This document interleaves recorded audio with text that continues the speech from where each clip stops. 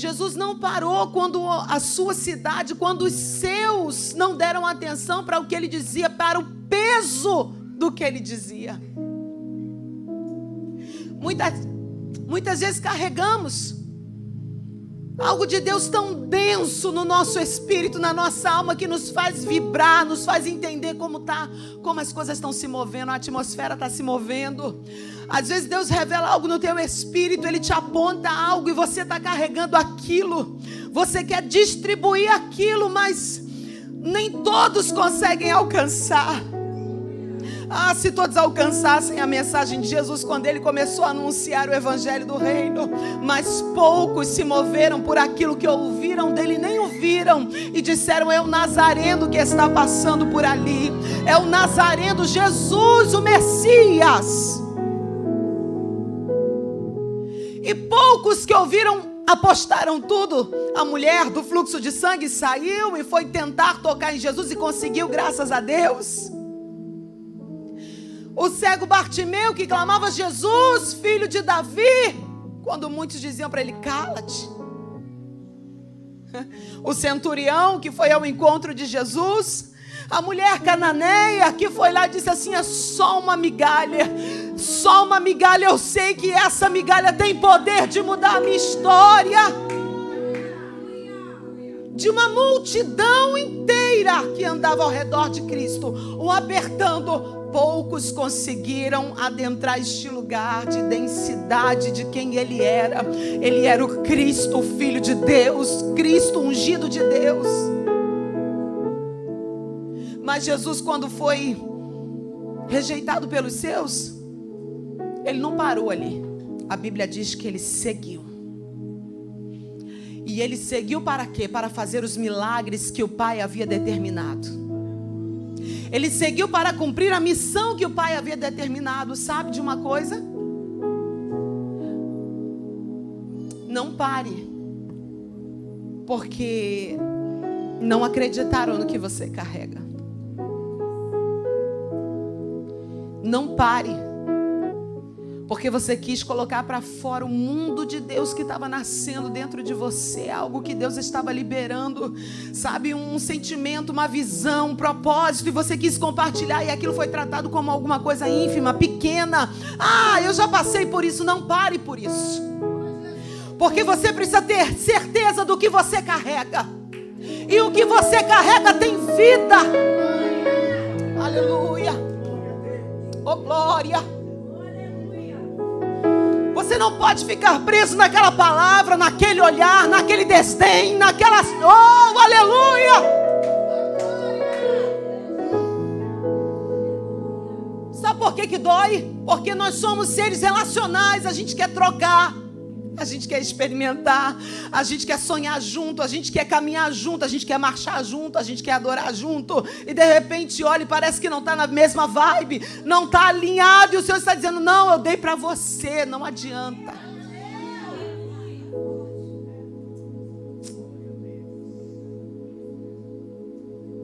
Eu fui para casa chorar, porque doía aquilo que eu estava sentindo. Eu me senti tão pequena naquele momento. Mas o Senhor disse: você precisa crer no que você carrega. Não é pequeno acreditar. Não é pequeno crer em pessoas. Não é pequeno crer no meu amor. Meu amor que transforma. Não é pequeno crer nos projetos que eu dei. Não é pequeno. Você não é tola.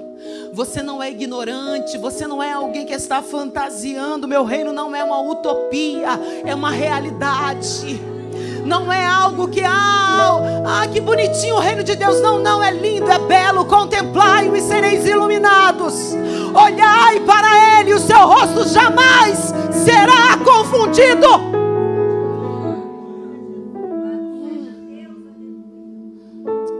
Aleluia.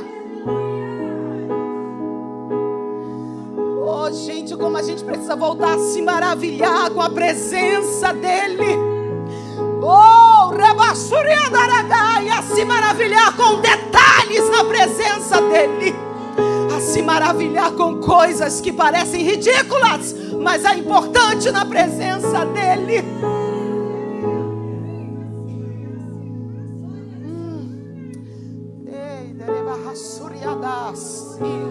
Enquanto havia formalidades na casa de Simão, havia uma mulher lançada. Enquanto havia muita ética, moral de homens, mas não havia ética diante de Cristo, o Cristo de Deus, havia uma mulher lançada, desprendida. Aleluia! Jesus está andando e a fama está correndo. E a Bíblia vai dizer o seguinte: ele pregava o evangelho do reino de Deus. Sabe o que o evangelho do reino de Deus é? É o anúncio da soberania de Deus entre o reino dos homens. É Jesus chegando e dizendo assim: olha, toda a soberania humana vai cair, porque está chegando um reino que é soberano, que é grande, que é justo. É um reino igualitário, é um reino de amor, de troca, de afeto. É um reino de salvação. É um reino de justiça.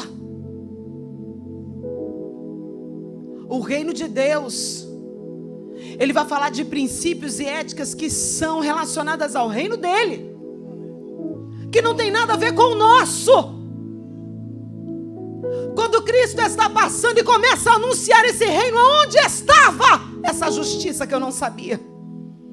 Aonde estava essa igualdade que eu não sabia? Igualdade que a gente busca no mundo, mas só em Deus a gente consegue estar no lugar em que Ele luta por nós, Ele nos justifica, Ele nos garante, Ele nos impulsiona, Ele acredita em nós, ainda que ninguém creia, Ele crê. E alguém diz: como você chegou? Porque Ele acreditou em mim, Ele abriu as portas que eu precisava. Deus é Deus que confunde. Às vezes Ele coloca você dentro de uma função que você nem está habilitado, e depois você vai se especializar onde Ele te colocou. E Senhor, eu estou aqui, eu não tenho faculdade para isso. Você foi. Aí depois Ele fala: agora vai fazer a especialização. Ele é esse Deus. O reino de Deus está chegando entre vós. Um reino que luta pelo que é certo, um reino que não exclui, um reino que não olha para você de cima para baixo, mas é um reino que desce e olha para você de olho no olho. É um reino que tem troca, que tem afeto. É um reino em que o rei não se importa em te ouvir quantas vezes for. Você é repetitivo na dor, Ele escuta você 10 vezes se for necessário.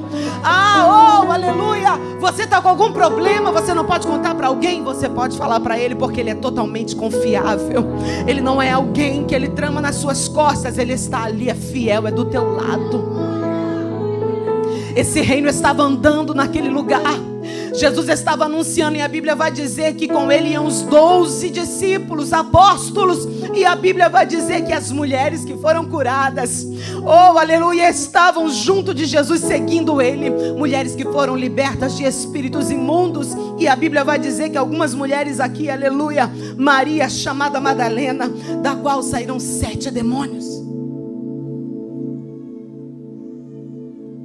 Joana, mulher de Cusa, um homem que tinha um status,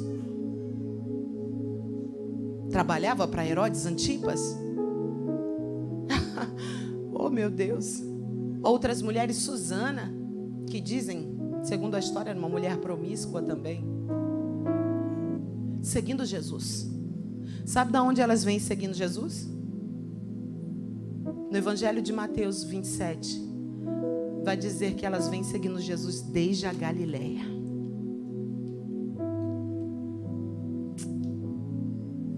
Elas estão seguindo Jesus desde a Galileia. O evangelho do reino de Deus, quando ele chega, ele abre os teus olhos para aquilo que você não consegue ver. E ele te tira de um lugar de ignorância e te projeta para um lugar de uma clareza tão grande da sua história, da sua vida, de tudo que você está relacionado. Uma mulher aprisionada por 7 espíritos malignos, liberta, seguindo Jesus. Uma mulher influente, esposa de um homem influente, seguindo Jesus e projetando o evangelho. Eu vou fazer ele crescer, eu vou colaborar para que ele cresça. Essa palavra não pode ficar retida aqui, não pode ficar guardada. Onde Jesus for, eu vou. E eu vou promover o reino, eu vou promover o evangelho. A Bíblia diz que essas mulheres seguiam e promoviam o evangelho do reino de Deus. Sabe, ontem eu fiquei pensando, eu falei, meu Deus, nós precisamos ser dessas mulheres.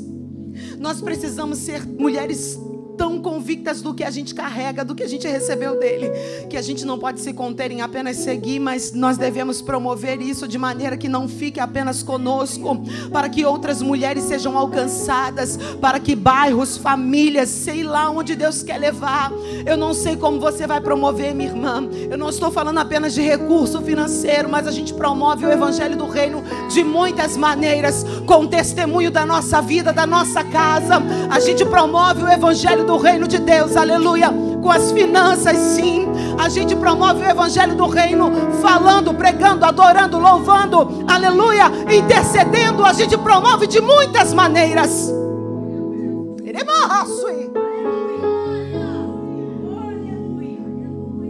Convicção. Você sabe o que ele fez em você?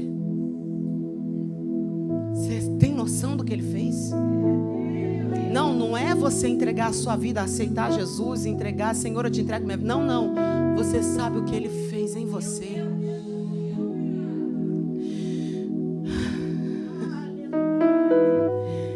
Você sabe que o que ele fez em você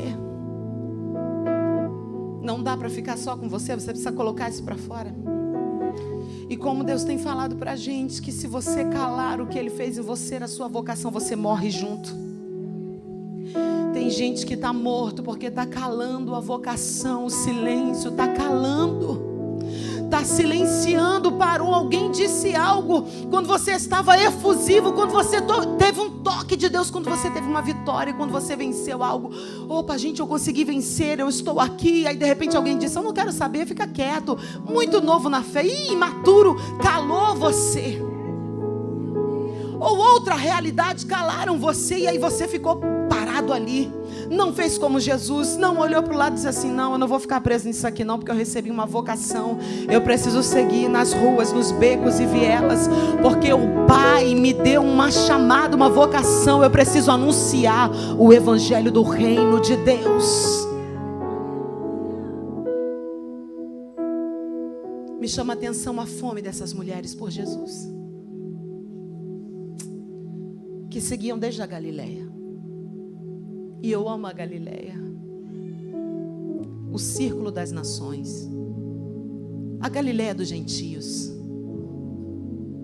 o lugar mais improvável para se chamar um discípulo, o lugar onde os judeus que habitavam ali eram tratados como qualquer coisa, porque havia mistura, porque os judeus mais experimentados na palavra não ficavam ali na Galileia. Mas Jesus começa o ministério dele lá. Jesus vai para o lugar improvável chamar aqueles que eram improváveis para caminhar com ele e para enviá-los para um projeto tremendo. A Bíblia vai dizer no livro do profeta Isaías, no capítulo de número 9, que a terra que estava em obscuridade viu maravilhosa luz. A terra de Zebulon e Naftali. Por que Zebulon e Naftali? A história é muito antiga, gente.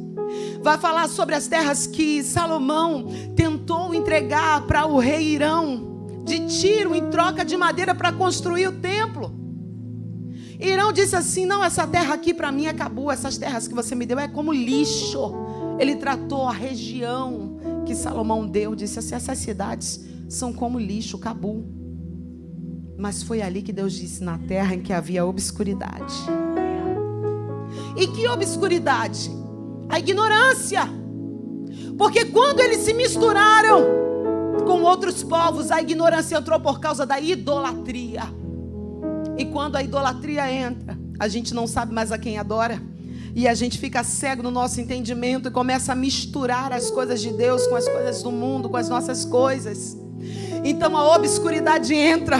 Então é profetizado que alguém viria, nasceria da raiz de Jessé, um rebento viria, e ele andaria por aquele lugar de ignorância, escuridão, trazendo esclarecimento. Aleluia. Jesus passa ali, no lugar mais rejeitado. Sabe quando o mundo diz que a gente é lixo, como aquele homem que eu olhei ontem? Lixo. Jesus diz: não, é ali mesmo que eu vou passar. O que a gente despreza, quem sabe você foi desprezado pela sociedade, mas Jesus decidiu passar pela sua Galileia, pela sua história, e falar: é você mesmo que eu quero. Desvalorizaram você, jogaram você no lixo, não olharam para você, mas eu olhei para você desde antes de todas as coisas. E você não ficaria para sempre na ignorância, porque a minha luz traria você para um lugar de certeza, de convicção. Quando Jesus chega na Galileia, em Mateus no capítulo 4, a Bíblia diz que Jesus está passando. Olha que lindo, gente. A cidade que estava em trevas veria maravilhosa luz.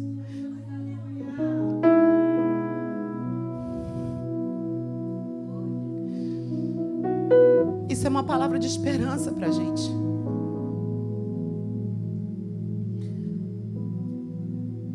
Não importa o nível,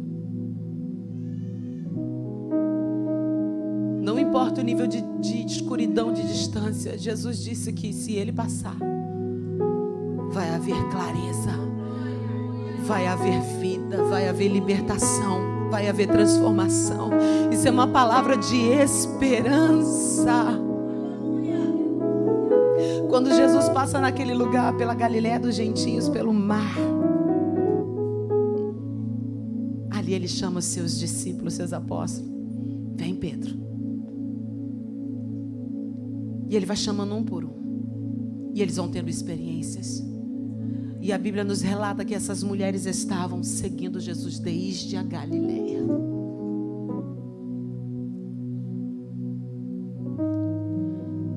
A Bíblia fala que o que Ele fez com elas foi tão tremendo, que elas não puderam ficar presas nos seus palácios, servindo aos seus senhores, sentadas com as suas belas roupas. Joana, esposa de um homem que era procurador: você fica sentada aqui vestida com as minhas roupas e minhas joias? Eu tenho mais o que fazer. Eu entendi que eu recebi uma vocação, e essa vocação está gritando dentro de mim. Eu não posso silenciar essa voz. Essa voz, ela fala por mim. Lembra de João? Eu sou apenas a voz daquele que clama no deserto. Tem alguém que já está clamando há muito tempo. Ela poderia ficar ali no conforto da vida dela, esperando tudo passar, dizendo: eu sou uma crente normal. Não, a gente não pode ser normal, porque o que Ele fez conosco não foi normal. Ele passou na minha Galileia, no lugar em que eu estava perdida. Ele olhou para mim e deu crédito no que ninguém deu. E Ele disse assim: eu vim trazer luz para a tua história. Eu vim chamar você de um lugar de ignorância para clareza, para entendimento, para uma verdade absoluta. Eu vim chamar você para se maravilhar comigo.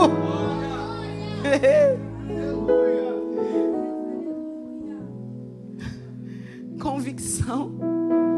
Sabe por que umas pessoas fluem no chamado e outras não? Porque tem umas que têm muita convicção do que carregam.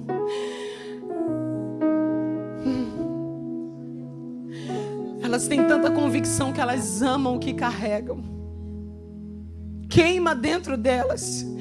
E a certeza é: eu preciso colocar isso para fora onde? Eu vou esperar um altar? Não, eu preciso colocar para fora onde eu estiver. Se alguém passar, eu preciso falar do amor dele. Eu preciso falar dentro da escola, da faculdade. Se eu estiver no fundo da igreja, eu preciso falar no fundo da igreja, no banheiro, aonde eu estiver. Quem sabe o que carrega?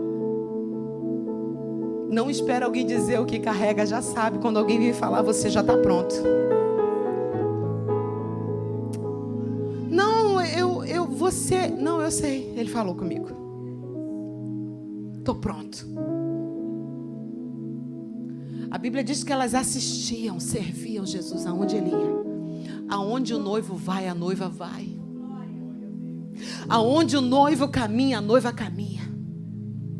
E aonde o noivo estabelece, a noiva fica firmada. Ela se relaciona. Ela promove o noivo. É uma troca. É uma troca, gente.